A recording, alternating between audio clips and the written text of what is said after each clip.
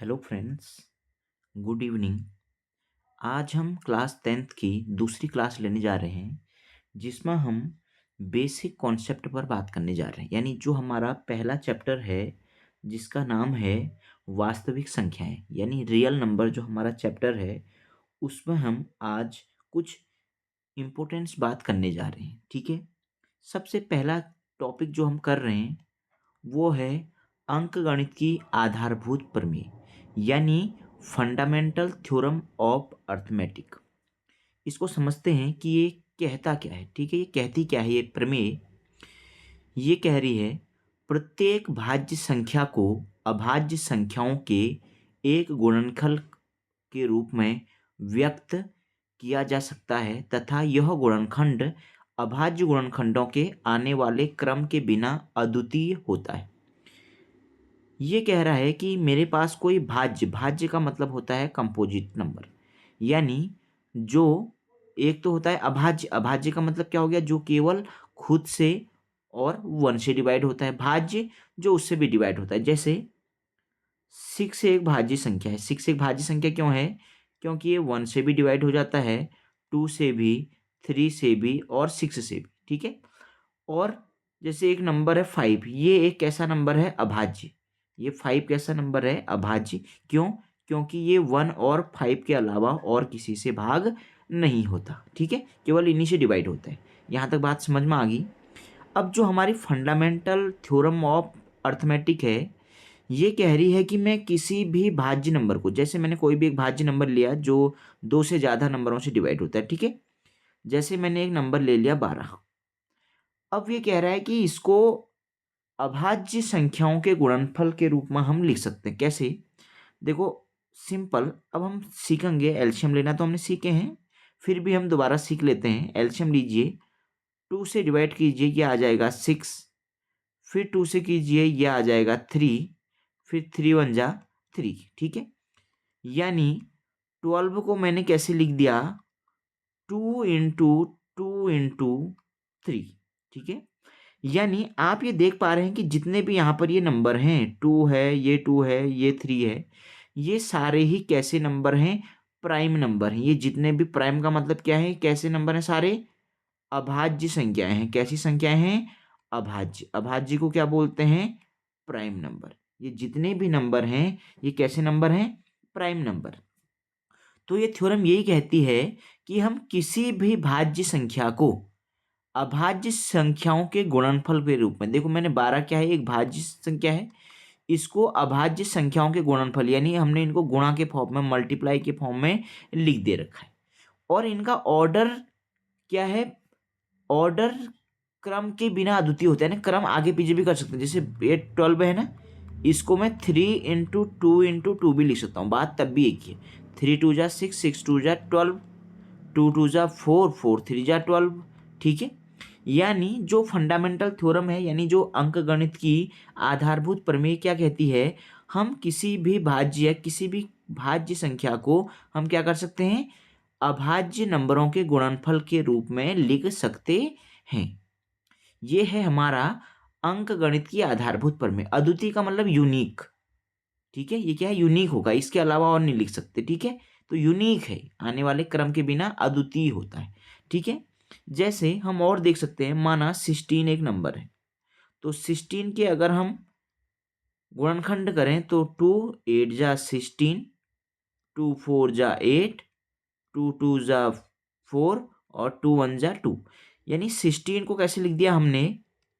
1 2 3 4, यानी 2 into 2 into 2 into 2। तो हमने क्या देखा? किसी भी भाज्य संख्या, एक क्या थी मेरे पास? भाज्य संख्या 16 थी, जिसको मैंने 2 इंटू 2 इंटू 2 के अभाज्य नंबरों के गुणनफल के रूप में लिख दिया है। तो ये है हमारी अंकगणित की आधारभूत प्रमेय। आई थिंक आप समझ पा रहे होंगे। ठीक है, समझ में आ रहे ना? अभाज्य संख्याएं, किसी भी नंबर को हम अभाज्य संख्याओं के गुणनफल के रूप में लिख सकते हैं, और यूनिक होगा, मतलब इसके अलावा और नहीं होगा। आ रही बात समझ में? और सारे कैसे नंबर हैं? अभाज्य संख्या। आई होप ये टॉपिक आपको समझ में आया होगा कि जो अंकगणित की आधारभूत प्रमेय है वो क्या कहती है। ठीक है, अब आगे बढ़ते हैं। अब देखिए, अब हमारा नेक्स्ट टॉपिक है अभाज्य गुणनखंड द्वारा एलसीएम एवं एचसीएफ ज्ञात करना। क्योंकि ये उत्तराखंड बोर्ड से रिलेटेड है, सीबीएसई है, तो यहाँ से क्वेश्चन आपका आता ही आता है। ठीक है, 1 नंबर का 2 नंबर का क्वेश्चन आपसे यहाँ से पूछा जाता है। बहुत इंपॉर्टेंट क्वेश्चन है। अभाज्य गुणनखंड का मतलब होता है प्राइम फैक्टर, यानी प्राइम अभाज्य गुणनखंड द्वारा। ठीक है, कैसे अभाज्य गुणनखंड का मतलब, जैसे हम अभी तक करते आ रहे थे, जैसे मेरे पास एक नंबर है 25, तो इसके अभाज्य गुणनखंड इस प्रकार से हो जाएंगे। क्या हो जाएंगे? क्योंकि इसके लास्ट में 5 है तो पहले 5 से दे दो। 5 5 जा 25, फिर 5। तो 25 के अभाज्य गुणनखंड यानी प्राइम फैक्टर क्या हो गए? 5 × 5। क्या हो गए? 5 × 5। ये हमने क्या कर दिए? 25 के अभाज्य गुणनखंड कर दिए। ठीक है, अभाज्य गुणनखंड करना समझ में आ गया। अब जैसे और कोई नंबर है, जैसे हम कर लेते हैं 125 के अभाज्य गुणनखंड, तो क्या होगा? सबसे पहले 2 से तो जाएगा नहीं, क्योंकि लास्ट में 0 2 4 6 8 कुछ नहीं है। 3 से के लिए क्या करेंगे? सबको ऐड करो। 5 + 2 7, 7 और एक 1 8, तो नहीं जा रहा है। तो इसको किससे दे देते हैं? हम 5 से दे देते हैं। तो 5 से कितना जाएगा? 5 2 जा 10, कितना बचा? 2 5 5 जा 25, फिर 5 से 5 5 जा 25, फिर 5 से 125। तो मैंने क्या करा, मैंने एक नंबर था मेरे पास 125, इसका मैंने क्या निकाल दिया? ये अभाज्य गुणनखंड। क्या हो गया? 5 × 5 × 5। ठीक है, आ रही बात समझ में? ये तो थे गुणनखंड निकालना। ठीक है, यहाँ तक तो कोई दिक्कत नहीं होगी। ठीक है, जैसे एक क्वेश्चन आ गया अभाज्य गुणनखंड निकालना, जैसे एक आ गया 140, तो 140 के लिए क्या, जिसके लास्ट में 0 है तो इसको किससे जाएगा? 2 से जाएगा। 2 7 जा 14, 0 फिर 0 है, 2 से देंगे तो 2 3 जा 6 और 2 5 जा 10। अब किससे जाएगा ये? 2 से तो जाएगा नहीं, 3 से 5 6 7 8 नहीं जाएगा, तो किससे जाएगा? 5 से जाएगा। तो 5 7 जा 35, फिर 7 से जाएगा 7। तो 140 के प्राइम यानी अभाज्य गुणनखंड क्या हो जाएंगे? 2 × 2 × 5 × 7। तो हमने क्या करना सीखा है? अभाज्य गुणनखंड कैसे करते हैं वो हम सीख रहे हैं। आ रही बात समझ में? यहाँ तो कोई डाउट है नहीं है। जैसे एक नंबर और है, इसको भी देख लेते हैं। देखो 156, इसके अभाज्य गुणनखंड, इसके लास्ट में कितना है? 2 है ना, नहीं 6 है ना, तो पहले 2 से देंगे। 2 7 जा 14, 1 2 8 जा 16, फिर 2 से जाएगा, 8 है लास्ट में, 2 3 जा 6, 2 9 जा 18। अब किससे जाएगा ये? देखो 9 और 3 12, तो किससे जाएगा? 3 से। 3 1 जा 3, 3 3 जा 9, फिर किससे जाएगा? 13 से। 13 1 जा 13। तो 156 को कैसे लिख सकते हैं हम? 2 × 2 × 3 × 13, 3 जा 39, 39 2 जा 39, 2 जा कितना होगा? देखो 9 2 जा 8, 3 2 जा 6 और एक 7, और 78 2 जा 8 2 जा 16, 7 2 जा 14 और एक 15। ठीक है, तो ये हमने क्या करना सीखा? अभाज्य गुणनखंड क्या निकालना सीखा हमने? किसी भी नंबर का अभाज्य गुणनखंड करना सीख लिया है। ठीक है, यहाँ तो कोई डाउट है नहीं है। अब हम क्या करेंगे? इस अभाज्य गुणनखंड की हेल्प से एलसीएम निकालना सीखेंगे। क्या निकालना सीखेंगे? एलसीएम। पेपर में ये इंपॉर्टेंट है। अब देखिए कैसे, जैसे मेरे पास एक क्वेश्चन है 6 और 20, 6 और 20, तो मुझे इसका अभाज्य गुणनखंड से, किसकी हेल्प से?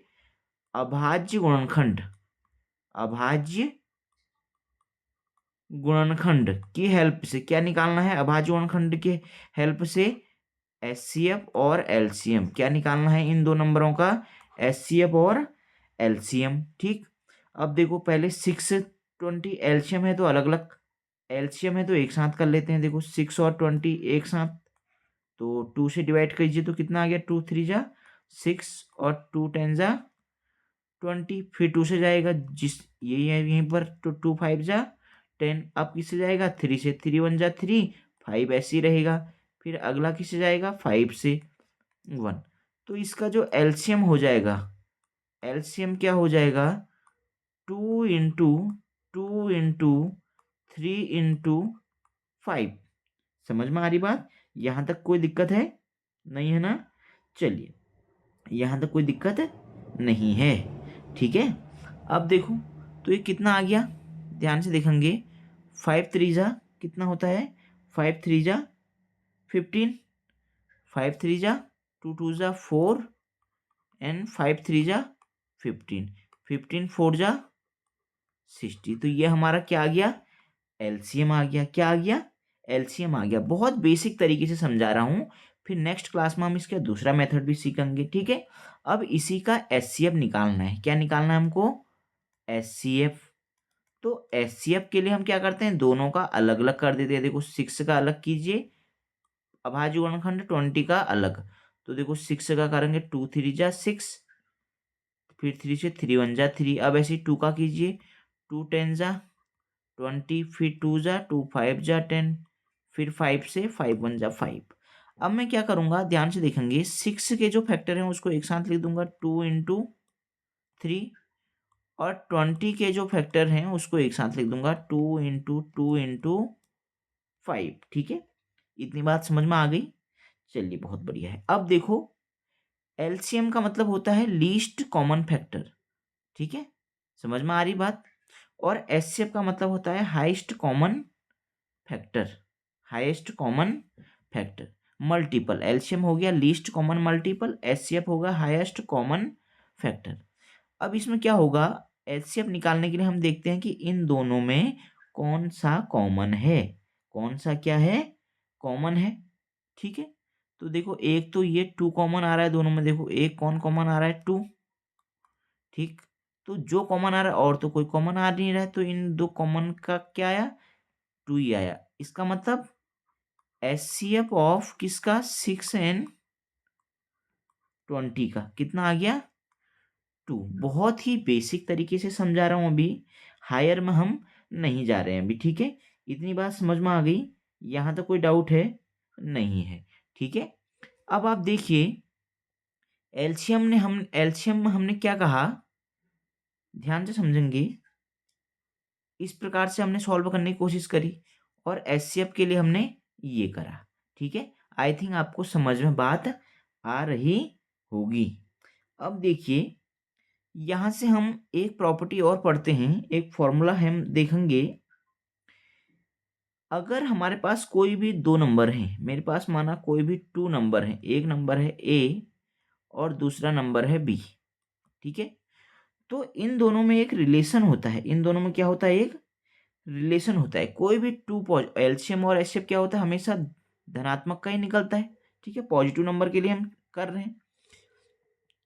तो यहां से एक फॉर्मूला होता है कि दो नंबरों का एलसीएम, एलसीएम ऑफ कोई भी दो नंबर हो सकते हैं ए और बी, इन दोनों का जो एलसीएम होता है इनटू उन्हीं दो नंबरों का एचसीएफ। उन्हीं दो नंबरों का एचसीएफ किसके बराबर होता है?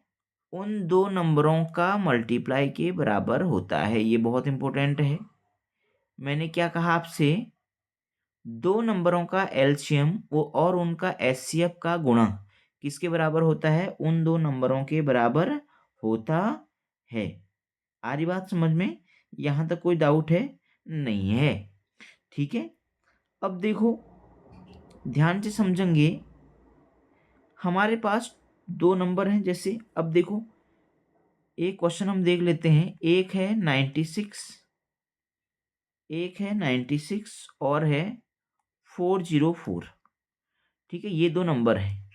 इन दोनों का माना क्या निकालना है? एचसीएफ निकालना है हमको। क्या निकालना है? एचसीएफ। तो एचसीएफ के लिए तो मैंने आपको तरीका बताया है। क्या बताया है?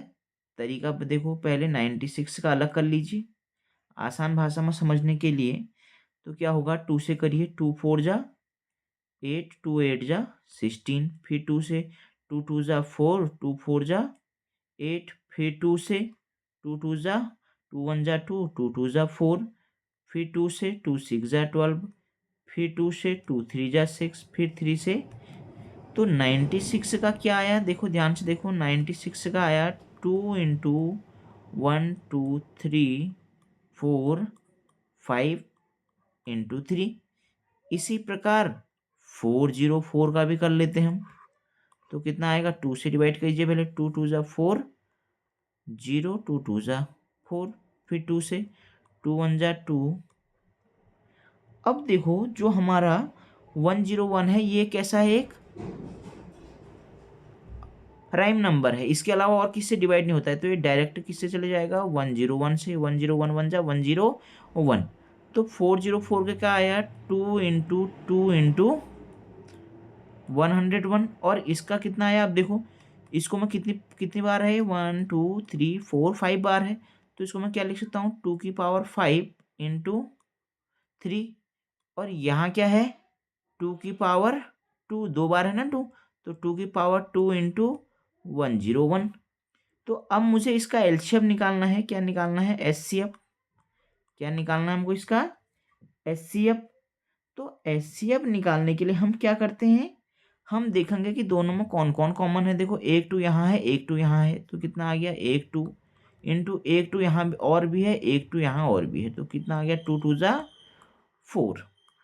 यानी अगर मुझे किसी भी दो नंबर का एचसीएफ निकालना है तो मैं देखूंगा कि कौन है, देखो इसको इसको भी मैंने पावर में लिख दिया और इसको भी पावर, तो जिसकी पावर जितनी कम होगी, जिसकी पावर जितनी कम होगी, जो उभयनिष्ठ जो दोनों में कॉमन है, देखो 2 यहाँ भी कॉमन है, 2 यहाँ भी कॉमन है, तो इन दोनों की जो सबसे कम पावर होगी, इसकी पावर 2 की पावर 5 है, ये 2 बार 5 आ रहा है और ये कितनी बार आ रहा है, 2 बार 2, तो जो सबसे कम पावर होगी वही उसका आंसर हो जाएगा। यानी आंसर क्या हो जाएगा, 2 की पावर 2, क्योंकि ये कितना आ गया, 4। अब देखो हमने एचसीएफ भी निकाल दिया, हमने क्या निकाल दिया, एचसीएफ भी हमने सॉल्व कर दिया, और अब मुझे क्या निकालना है, एलसीएम। आप चाहो तो एक साथ कर लो, अब मैं कोशिश कर रहा हूँ कि इस फॉर्मूले का यूज करके, ठीक है। अब कैसे करेंगे, देखिए ध्यान से देखिए, एलसीएम हमको निकालना है, एलसीएम हमको क्या करना है, निकालना है, इनटू एचसीएफ। एचसीएफ हमारा अभी आ गया, कितना आ गया, 4, एचसीएफ कितना आ गया, 4, ये बराबर किसके होगा, दो संख्याओं के गुणनफल। तो संख्याएं कौन कौन सी थी, 96 इंटू 404। अब तो बहुत आसान है, तो एलसीएम बराबर क्या होगा, 96 इंटू 404, ये इंटू में है, इक्वल टू का इधर आ जाएगा, तो कहाँ आ जाएगा ये, अपॉन में, कितना आ जाएगा, अपॉन में। अब इसको सॉल्व आप कर सकते हैं, देखो 4 से कैंसिल आउट करो, 4 1 जा 4, यहाँ कितना आएगा, 4 2 जा 8, और कितना बचा 1, तो 16, तो 4 4 जा 16, तो कितना आ गया है, 24 इंटू 404। जब आप इन दोनों को मल्टीप्लाई करेंगे, क्या करेंगे, मल्टीप्लाई करेंगे, तो आ गया ये 9696, कितना आएगा, 9696। तो हमने क्या सीखा, हमने सीखा कि अगर मेरे पास कोई भी दो नंबर हैं, उनके बीच से एक फॉर्मूला होता है, क्या होता है, एलसीएम इनटू एचसीएफ किसके बराबर होता है, उन दो नंबरों के मल्टीप्लाई के बराबर होता है। आई थिंक ये टॉपिक आपको बहुत अच्छे से समझ में आया होगा, बहुत बेसिक तरीके से हमने यहाँ पर समझने की कोशिश करी गई है, ठीक है। हमने जो बेसिक फंडामेंटल जो हमने आज सीखे, एक तो आपको हमने अंकगणित की आधारभूत प्रमेय के बारे में बताया, उसके बाद हमने आपको बेसिक अभाज्य गुणनखंड करना सिखाया, उसके बाद हमने अभाज्य गुणनखंड से एलसीएम और एचसीएफ आपको निकालना सिखाया, उसके बाद हमने एक वेरी इंपॉर्टेंट एक कॉन्सेप्ट पढ़ा कि एलसीएम और एचसीएफ के बीच में क्या रिलेशन होता है। तो हमने क्या जाना कि एलसीएम और एचसीएफ का जो गुणनफल होता है वो उन दो नंबरों के गुणनफल के बराबर होता है। आ रही बात समझ में। और उसके बाद हमने क्वेश्चन भी सॉल्व करा यहाँ पर। आई थिंक ये क्लास आपको इंटरेस्टिंग लगी होगी। अगर आपको इंटरेस्टिंग लगी तो इसको आप लाइक शेयर सब्सक्राइब ज़रूर करें। Thank you.